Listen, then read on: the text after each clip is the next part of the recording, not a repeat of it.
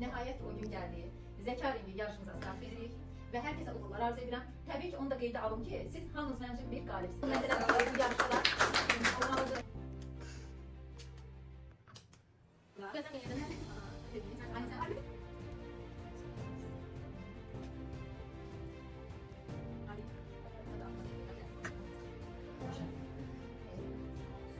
Siz hər birdən uğurlar arzu edirəm.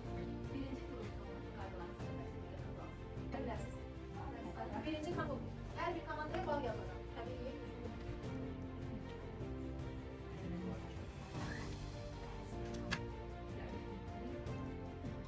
Balı, kazanan komanda. Kaplar. Kazananlardan. Üçüncü sual 17 var. Aldım. Evet. Yakında bir tane ekran. 4 Genellememiz bir tane sayısı 4 İki nöbet tel almadı bu. Saat. Hadi bak 110 ya. Yok. 110. 110. Yanlış. Ne? 140. Eyvallah.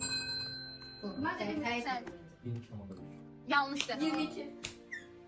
Hayır 30. Uşaqlarımızın narazılığına görə bara getdik. Və məlum oldu ki, mən 33 yox 32 demişəm. Buna görə də qalibimiz artıq günümüzün finalçımız Zəka ringinin qalibi sevincimiz oldu. Yəni burada uşaqlar, bilik önəmli deyil, tezlik, cəhdlik önəmlidir. Məlum məsələdir ki, maşallah olsun ki, 7 nəfər uşaq yarışında hər biri bir-birindən dəyərlidir, hər biri bir-birindən biliklidir. Sadəcə olaraq dediyim gibi tezlik, cəhdlik və burada şansdır. Uşaqlar, çox zamanı istəyirəm.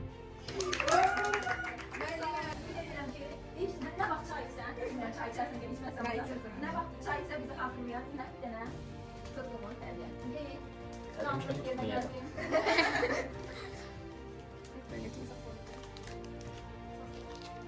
Sağ olun.